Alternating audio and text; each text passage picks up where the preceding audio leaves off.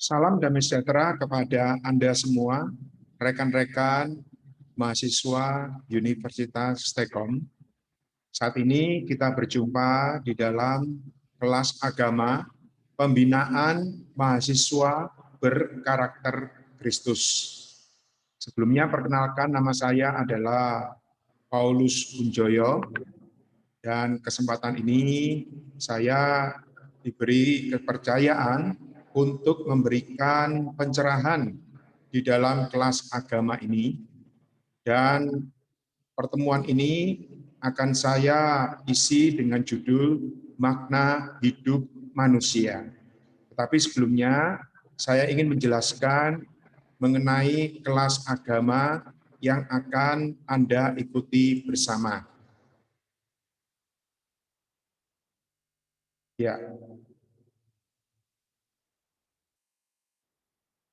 Jadi ini adalah mata kuliah agama, pembinaan mahasiswa berkarakter Kristus. Dan saya sudah memperkenalkan, nama saya adalah Insinyur Paulus Unjoyo, Master Pendidikan.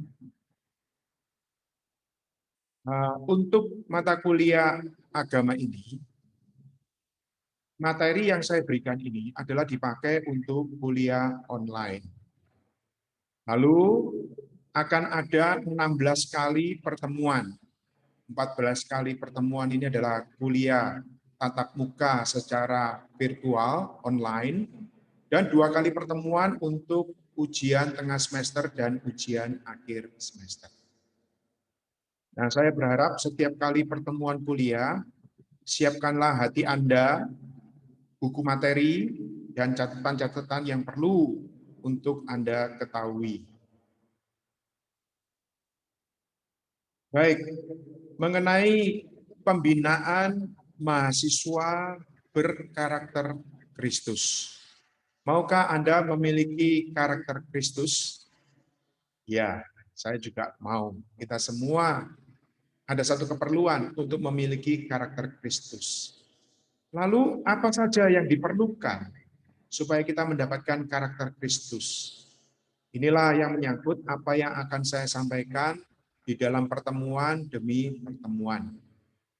Pertama, kita perlu mengenal makna hidup manusia. Setelah kita tahu tujuan hidup manusia, maka ada langkah dasar, yaitu percaya dan menerima baptisan dan mendapatkan hidup yang kekal.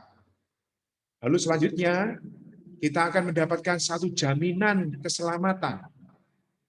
Dan jaminan keselamatan ini diaplikasikan di dalam penghidupan setelah beroleh selamat. Dan praktek penghidupan setelah beroleh selamat adalah berseru atau menyeru nama Tuhan Yesus, lalu mendoa bacakan firman Tuhan. Artinya firman Tuhan bukan sekedar dibaca, tapi juga menjadi doa kita. Maka pasti doa kita, doa Anda berdasarkan firman Tuhan akan didengarkan. Lalu juga praktek berkidung memuji Tuhan. Lalu selanjutnya juga ada praktek mengenai bangun pagi untuk penyegaran pagi. Dan setelah kita bangun pagi, ada juga tentang penyelesaian perkara lampau. Ini adalah menyangkut bagaimana kehidupan Anda sebelum diselamatkan yang perlu diselesaikan, khususnya di hadapan manusia yang pernah kita terdapat masalah. Maka ini perlu diselesaikan. Selanjutnya, setelah kita ada praktek secara pribadi, kita perlu praktek kepada orang lain, yaitu kita memberitakan firman Allah. Lalu selanjutnya kita perlu mengenal gereja dan mengenal sekte atau aliran-aliran. Dan ditambah dengan 2 pertemuan tentang jangan mengasihi dunia, dan terakhir mempersembahkan diri. Jadi untuk memiliki karakter Kristus, kita perlu dimulai dengan makna. Kita harus tahu makna hidup manusia. Sampai pada akhirnya kita perlu menjadi orang atau Anda sebagai mahasiswa yang mempersembahkan diri kepada Tuhan, menjadi hamba Tuhan, untuk dipakai oleh Tuhan, untuk memuliakan Tuhan di tengah-tengah kehidupan kita hari ini. Inilah 14 kali pertemuan tatap muka secara virtual yang akan saya sampaikan kepada Anda pertemuan demi pertemuan. Baik, kita memulai dengan pertemuan pertama ini dengan judul Makna Hidup Manusia. Lebih dahulu mari kita bersama-sama satukan hati di dalam doa supaya Tuhan hadir, walaupun ini secara online, tapi biarlah perkataan firman Tuhan yang akan disampaikan boleh menjadi berkat bagi Anda semua. Mari kita berdoa. Terima kasih ya Tuhan atas kesempatan saya saat ini. Kami boleh bersama-sama berjumpa di dalam kuliah pembinaan mahasiswa berkarakter Kristus. Tuhan, kami mohon hadir-Mu, kami mohon Roh Kudus berbicara, mengurapi kami semua, juga melalui firman yang akan disampaikan. Semoga firman ini boleh menjadi terang, boleh menjadi kebenaran, dan boleh menjadi pengalaman di dalam hidup kami sehari-hari. Terima kasih Tuhan, kami landaskan semua permohonan kami ini hanya di dalam nama Tuhan Yesus Kristus. Amin.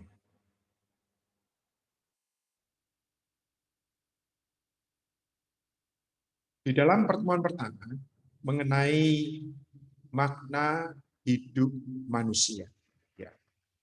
Ini dimulai dengan satu ilustrasi ya. Ada seorang muda yang ini tidur. Tapi sebelumnya dia telah menikmati sebuah peristiwa, yaitu dia mengikuti satu pesta, ya, satu pesta ulang tahun. Ya, pesta yang begitu meriah. Ada teman-teman yang bernyanyi bersama, bergembira, sorak-sorai, tertawa, ya. Lalu juga nyanyi, ya, nyanyian-nyanyian yang hit, yang populer, sehingga semua mendapatkan kesenangan, hiburan. Lalu juga makanan yang enak, ada kue yang enak. Tapi saat selesai pesta itu, anak ini pulang dan ternyata di dalam hatinya ada satu kekosongan. Ya, ada satu yang tidak bisa memuaskan dia. Padahal dia sudah menikmati sebelumnya pesta yang sedemikian meriah. Jadi dia merenung dan tadi sambil tidur ada satu perontahan di dalam hatinya.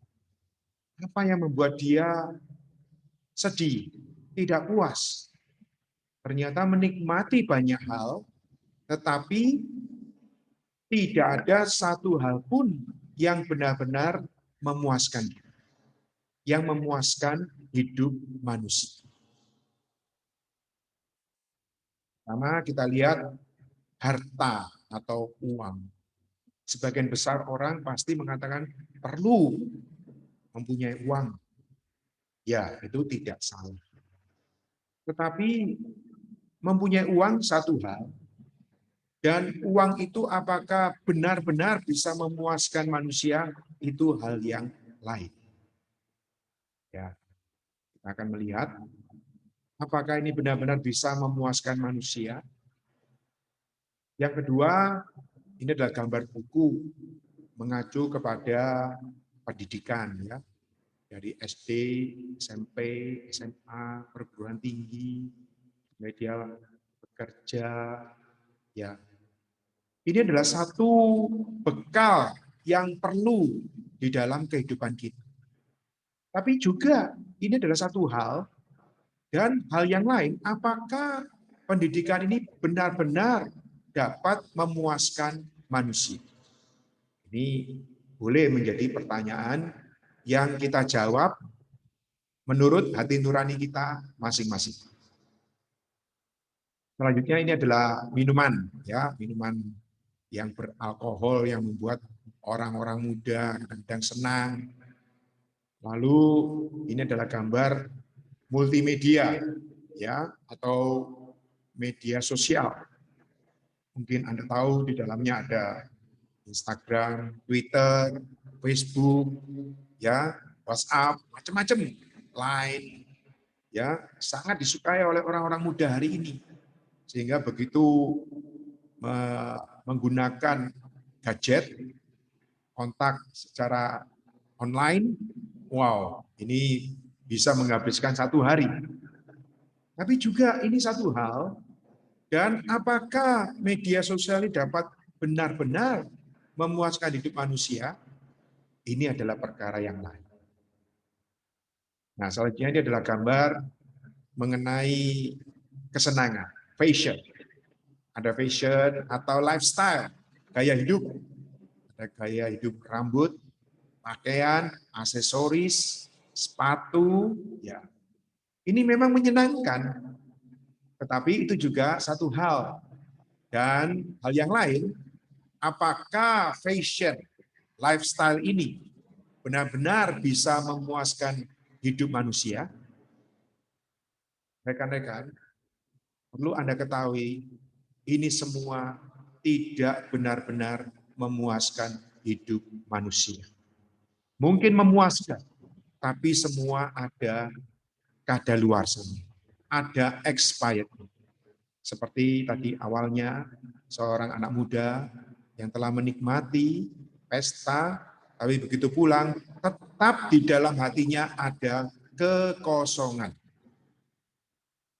Perlu kita bertanya, kenapa hal-hal tadi itu tidak benar-benar memuaskan manusia? Kenapa tidak puas? Apakah kurang waktunya? Belum tentu. Kenapa tidak puas? Ya. Di mana letak permasalahannya? Masalahnya adalah manusia belum mengetahui makna hidup orang Kristen. Ya, makna hidup orang Kristen atau makna hidup manusia. Perlu Anda mengetahui apakah tujuan manusia diciptakan oleh Allah. Ya. Jadi mari kita melihat di dalam Alkitab, yaitu dimulai dengan kitab Kejadian. Ini bahasa Inggrisnya adalah Genesis. Dari kata gen, yaitu benih, benih kehidupan. Ya, ini dimulailah penciptaan Allah. Penciptaan itu artinya dari tidak ada menjadi ada. Kita melihat penciptaan Allah terhadap manusia. Tentunya di dalam kitab Kejadian pada mulanya Allah menciptakan langit dan bumi dan seterusnya. Tetapi sekarang kita memfokuskan tentang penciptaan Allah terhadap manusia. Baik, kita melihat di dalam Kejadian pasal 1 ayat 26. Dikatakan, baiklah kita menjadikan manusia menurut gambar dan rupa kita. Ya. Jadi ini di dalam Kejadian pasal 1 ayat 26. Baiklah, kata baiklah, ini artinya sebelum Allah menciptakan manusia, itu ada satu yang namanya musyawarah atau rapat. Ini adalah rapat kealahan, kita tidak tahu karena manusia belum diciptakan. Ya, ada satu rapat. Dan kata kita di sini, ini menunjuk kepada majemuk, satu pluralitas dari kealahan. Ya, kalau ini kita melihat dari sudut pandang Perjanjian Baru, ini boleh kita katakan kita ini adalah Allah Tritunggal. Dan kata menjadikan ini adalah bentuk tunggal. Jadi kita ini bentuk plural atau majemuk, tetapi kata menjadikan ini bentuk tunggal. Artinya Allah Tritunggal ini bersatu di dalam kesatuan untuk menjadikan manusia menurut gambar dan rupa kita. Baik, menurut gambar dan rupa kita. Gambar itu mengacu kepada sesuatu yang di dalam, yang tidak terlihat. Jadi gambar ini adalah boleh dikatakan menunjuk kepada satu sifat yang di dalam, sedangkan rupa itu merupakan satu ekspresi yang di luar. Ya, kita ada satu gambar di sini adalah sarung tangan. Ya. Jadi sarung tangan ini dibuat serupa dengan bentuk tangan. Ya. Jadi saya kebetulan juga mempersiapkan sebuah sarung tangan yang dibuat serupa dengan tangan. Ya, ini ada ibu jari, telunjuk, jari tengah, jari manis, dan kelingking. Nah, untuk apakah sarung tangan ini dibuat menurut gambar atau menurut bentuk tangan? Sebuah sarung tangan dibuat sesuai dengan rupa tangan, sebab ia digunakan untuk dimasuki atau diisi tangan. Perhatikan, sarung tangan ini saya isi dengan jam tangan di dalam. Ya, masuk. Tetapi kalau sarung tangan ini bisa berbicara, dia akan mengatakan saya dibuat bukan untuk diisi arloji atau jam tangan. Ya. Atau di sini saya memiliki benda lain diisi dengan alat tulis, ya. Misalnya dengan ballpoint, ya, masuk ke dalam sarung tangan, masuk, bisa diisi. Tapi kembali sarung tangan ini tidak bisa mengekspresikan fungsi dia dibuat menurut gambar atau bentuk tangan. Yang betul adalah saat sarung tangan ini ya dia diisi oleh tangan saya. Nah, ya rekan-rekan, lihatlah, maka saat sarung tangan ini bergerak, bukan sarung tangan sendiri yang bergerak, tetapi karena ada tangan saya yang masuk ke dalam sarung tangan. Dan ini betul-betul sarung tangan, ada sarungnya dan ada tangan yang di dalamnya. Inilah satu ilustrasi yang penting, bagaimana manusia dibuat menurut gambar dan rupa Allah, yaitu supaya bisa diisi oleh siapa? Oleh diri Allah sendiri. Mungkin ini adalah hal yang baru dan hal yang mengagetkan bagi rekan-rekan. Tapi inilah apa yang dikatakan oleh Alkitab. Perlu menjadi terang bagi Anda dan saya. Ya. Demikian pula manusia diciptakan menurut gambar dan rupa Allah, sebab ia akan digunakan untuk menampung atau diisi oleh Allah sendiri. Jadi di dalam penciptaan Allah ini, kita sekarang bisa mengatakan bahwa manusia adalah wadah Allah. Ya, dikatakan di dalam Roma pasal 9 ayat 23 sampai 24. Justru untuk menyatakan kekayaan kemuliaannya atas bejana-bejana belas kasihannya yang telah dipersiapkannya untuk kemuliaan, yaitu kita. Jadi manusia adalah wadah. Saya akan memberikan di sini juga gambar botol. Dan kalau Anda bisa melihat ini adalah ballpoint. Ya. Atau ini saya pakai ilustrasi jam tangan. Ya. Kita lihat apa bedanya botol. Botol ini adalah dikatakan wadah. Kalau jam tangan ini adalah alat. Ya. Atau saya kasih ilustrasi yang lain itu gunting, sebuah gunting. Ini saya ada gunting. Apa bedanya wadah dan alat? Wadah ini memiliki mulut untuk bisa diisi. Sedangkan gunting, pisau, ya, itu adalah alat untuk dipakai. Ya. Jadi manusia di dalam penciptaan Allah, di dalam maksud Allah, itu adalah manusia sebagai wadah. Untuk apa? Untuk bisa diisi oleh diri Allah.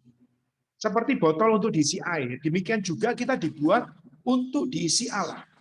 Itulah sebabnya tidak heran harta, pendidikan, mal, minuman keras, media sosial tidak pernah dapat memuaskan manusia. Artinya tidak bisa memuaskan manusia selama-lamanya. Kepuasannya hanya sementara. Kenapa? Karena manusia tercipta untuk diisi Allah, bukan diisi yang lain. Sekarang di dalam penciptaan Allah, kita perlu melihat bagian-bagian manusia. Ya, dikatakan di dalam 1 Tesalonika pasal 5 ayat 23, semoga roh, jiwa, dan tubuhmu terpelihara sempurna. Jadi di sini ada 3 bagian di dalam manusia. Ya, ini saya memberikan gambar 3 lingkaran. Yang warna biru ini tubuh adalah tubuh jasmani, merupakan bagian paling luar dengan panca indera yang kita miliki, ya, mata, ada hidung, mulut, telinga, kulit, dan dari panca indera kita. Lalu selanjutnya adalah jiwa. Jiwa ini adalah bagian mental, ya, yang terdiri dari pikiran, tekad, dan emosi. Dan yang warna hijau ini adalah roh. Roh adalah bagian terdalam yang berhubungan dengan perkara-perkara Allah. Terdiri dari hati nurani dan intuisi. Jadi kalau Anda membaca di dalam kitab Kejadian pasal 2, tubuh manusia ini dibentuk atau terbuat dari debu tanah. Ya. Lalu Allah mengembuskan nafas ke dalam hidung manusia.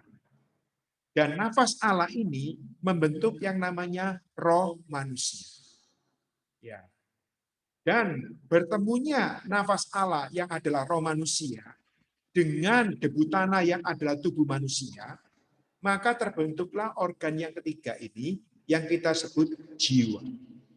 Maka di dalam Alkitab, di dalam Kejadian pasal 2, dikatakan manusia menjadi makhluk yang hidup. Ya. Untuk masalah tubuh, orang boleh mencari dokter. Untuk masalah jiwa, orang akan mencari psikiater. Ya, tetapi untuk masalah roh, karena roh ini berasal dari nafas Allah, maka untuk masalah roh hanya Allah yang dapat mengatasinya. Manusia tidak dapat mengatasi. Ya. Baik, Allah ingin masuk ke dalam roh manusia, menjadi isi dan kepuasannya. Inilah tujuan keberadaan manusia. Rekan-rekan, mahasiswa yang saya kasih, tujuan hidup Anda adalah untuk diisi oleh diri Allah, supaya Allah dapat dipuaskan. Anda tidak diciptakan hanya untuk diisi dengan makanan dalam perut Anda, atau diisi dengan pengetahuan dalam otak Anda, tetapi Anda diciptakan untuk diisi Allah di dalam roh Anda. Luar biasa. Ya. Tetapi kita lihat di dalam Alkitab, Kejadian pasal 3, terjadi tragedi alam semesta. Yaitu saat Allah bagaimana masuk ke dalam manusia, yaitu Allah menempatkan manusia di Taman Eden, dan di tengah-tengah taman itu Allah menyediakan pohon kehidupan. Tetapi juga ada pohon pengetahuan tentang yang baik dan yang jahat. Allah menghendaki supaya manusia makan buah dari pohon kehidupan, supaya manusia mendapatkan kehidupan Allah. Tapi di dalam Kejadian pasal 3, manusia telah tertipu oleh iblis. Ya, saat itu iblis memakai bentuk ular. Ya, singkat cerita, ular ini akhirnya menipu manusia. Bukannya makan buah pohon kehidupan, malah makan buah dari pohon pengetahuan tentang yang baik dan yang jahat. Dan Allah sudah memperingatkan, jangan kamu makan buahnya, buah pohon pengetahuan itu. Kalau kamu makan buahnya, kamu akan mati. Betul, manusia salah makan buah pohon pengetahuan tentang yang baik dan yang jahat. Akibatnya apa? Akibatnya dosa menyebabkan roh manusia mati. Kalau Anda membaca, manusia tidak langsung mati secara fisik. Yang mati pertama adalah rohnya. Jadi gambaran di sini adalah manusia, ya, di dalam ada rohnya. Lalu saat mereka makan buah dari pohon pengetahuan itu, mereka berarti menerima sifat perkataan dari ular yang adalah perkataan iblis, sehingga dosa masuk ke dalam manusia. Dan roh tadi, itu tadi saya katakan fungsi organ roh adalah untuk berkontak dengan Allah. Dengan roh manusia yang mati, maka manusia kehilangan kontak dengan Allah. Akibatnya ya manusia menggunakan jiwanya dan tubuhnya untuk berkontak dengan hal-hal yang kelihatan secara kasat mata. Ternyata dosa ini bukan hanya menyebabkan roh itu mati atau kehilangan kontak dengan Allah. Dosa ini juga menyebabkan, sekarang di dalam jiwa, menyebabkan pikiran manusia memberontak. Ya, jadi pikiran manusia itu memberontak, menjadi pikiran yang penuh dengan kekotoran, hawa nafsu, kejahatan. Ya, perilaku atau pelaku kejahatan. Tentunya pasti mereka merencanakan. Mereka berpikir bagaimana cara untuk melakukan kejahatan. Rekan-rekan, di balik semuanya itu, oknum siapakah yang bisa demikian? Itulah si iblis. Telah merusak manusia. Telah mematikan roh manusia. Dan selanjutnya merusak pikiran manusia. Sehingga pikiran manusia dipenuhi dengan dosa, kejahatan, pertikaian, iri hati, kebencian, pembunuhan, bahkan perkosaan, ya sekarang pelecehan seksual, banyak sekali perkara-perkara di dalam kehidupan, ya pertikaian demi pertikaian, peperangan antar geng, antar kelompok, ketidakpuasan demi ketidakpuasan. Selanjutnya dosa juga menyebabkan tubuh manusia rusak. Jadi bukan hanya pikiran, tekad, emosi, ya emosinya juga bisa saling membenci, tekad juga akhirnya terjadi pembunuhan. Dosa juga menyebabkan tubuh manusia rusak. Ya, artinya tubuh manusia bisa terkena penyakit, dan sekarang Anda tahu belakangan ini ada penyakit disebabkan oleh virus COVID. Ini sangat-sangat meresahkan.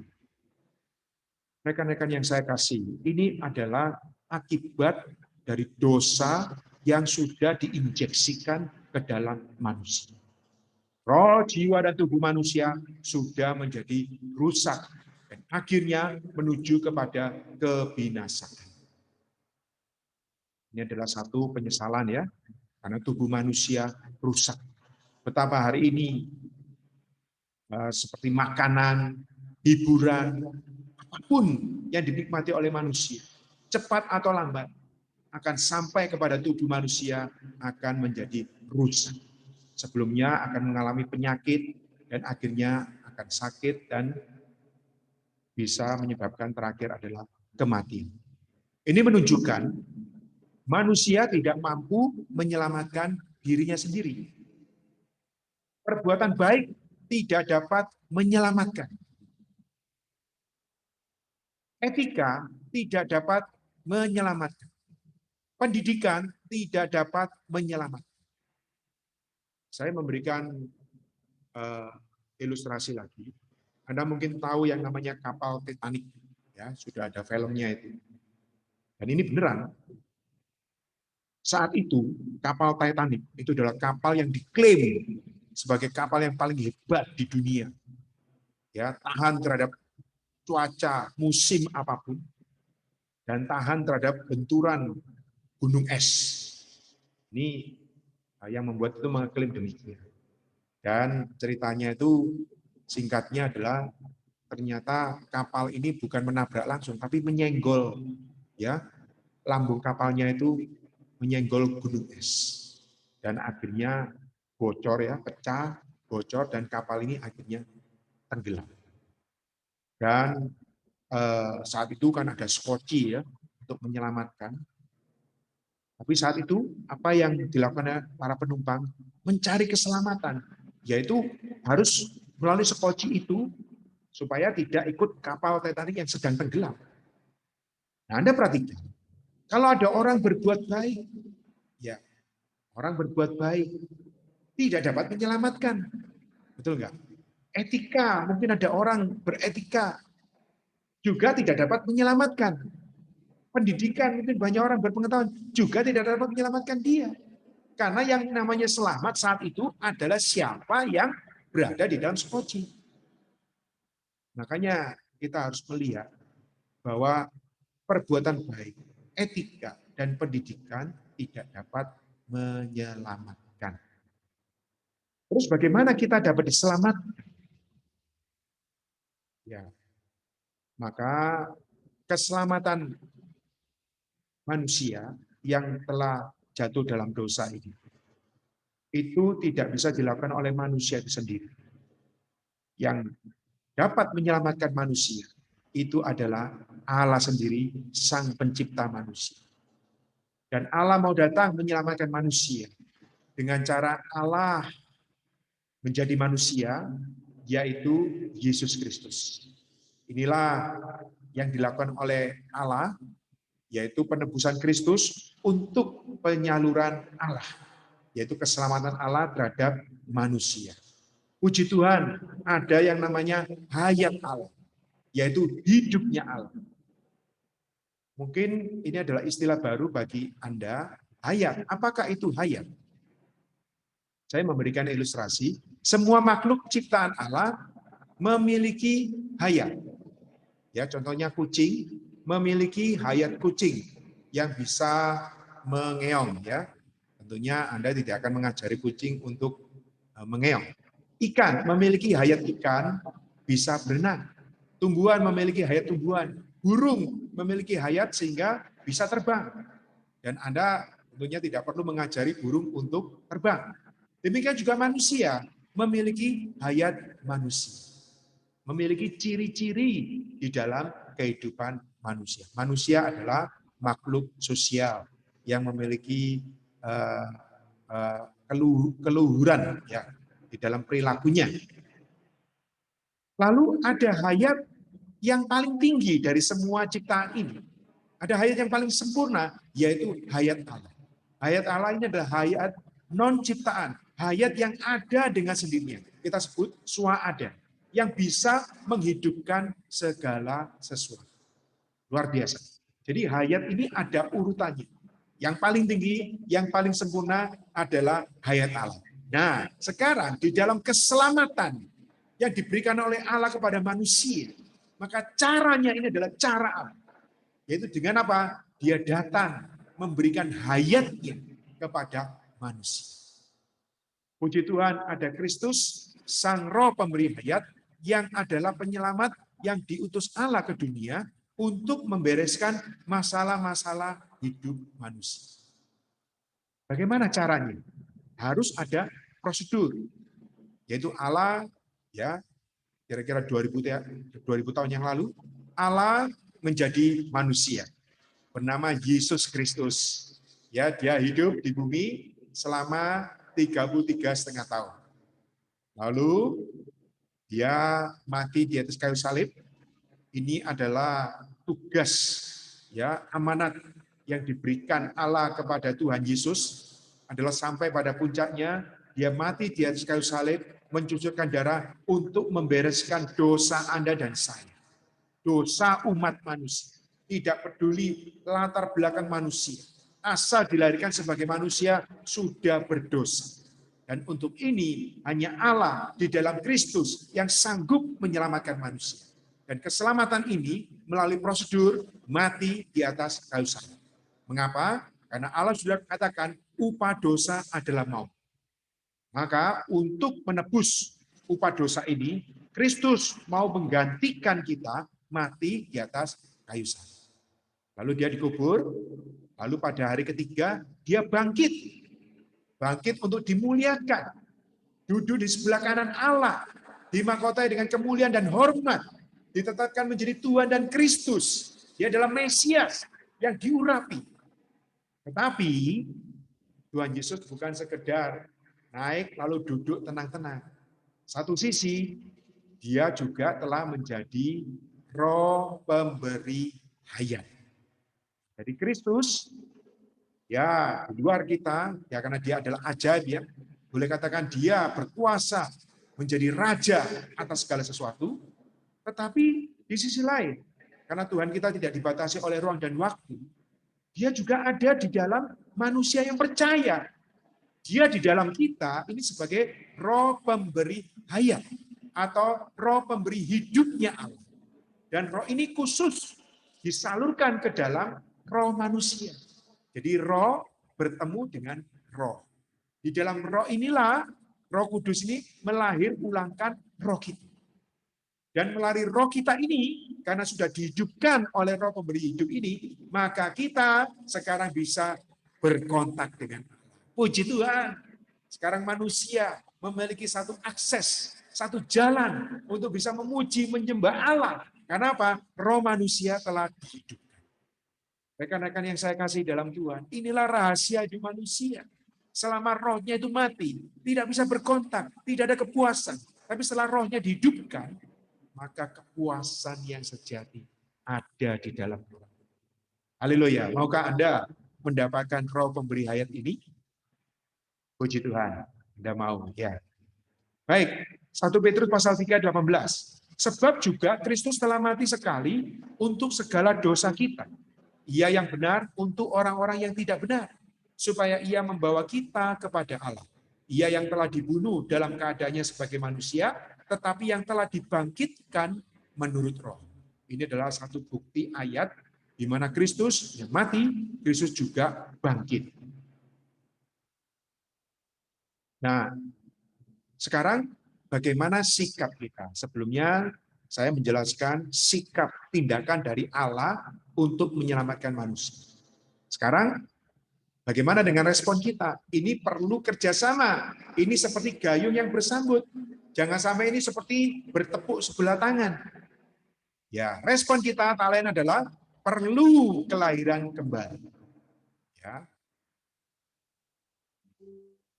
Di dalam kelahiran pertama, manusia memiliki hayat jasmania. Itulah hayat manusia dengan ciri khas manusia itu sendiri. Bila manusia menerima hayat Allah melalui Kristus, ia mengalami kelahiran yang kedua, yang disebut Alkitab kelahiran kembali.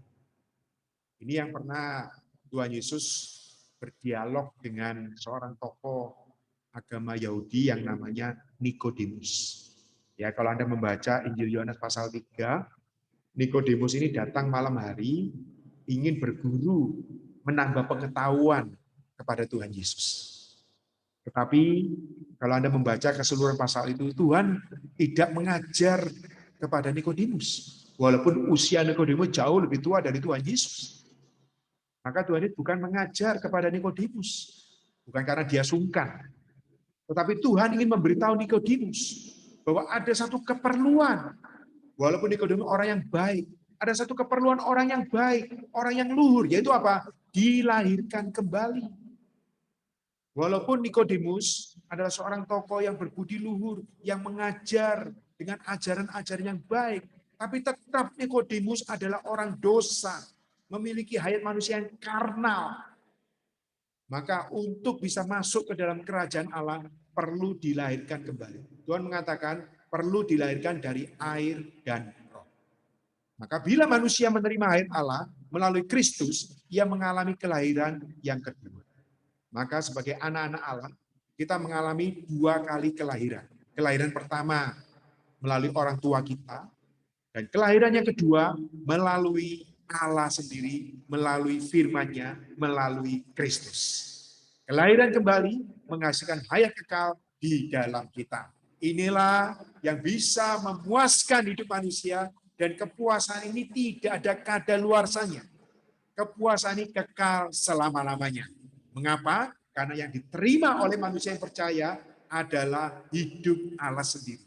Hayat kekal Allah.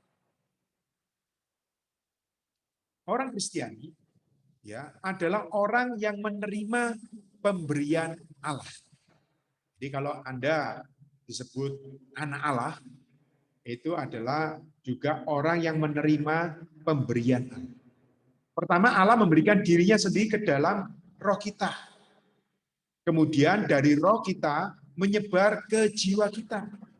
Terakhir, ia memenuhi dan meresapi roh, jiwa, dan tubuh kita dengan sendirinya. Inilah tadi bagaimana sarung tangan diisi oleh tangan, sehingga pergerakan dari sarung tangan itu adalah pergerakan tangan itu sendiri.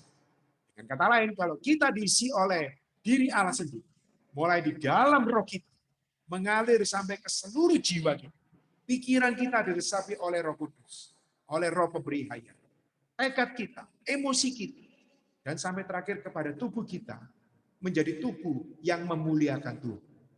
Ya, nanti pertemuan-pertemuan selanjutnya akan kita lebih lengkap lagi akan saya jelaskan ya bagaimana wujud dari manusia yang telah menerima diri Allah sendiri menjadi kehidupan yang kekal di dalam diri.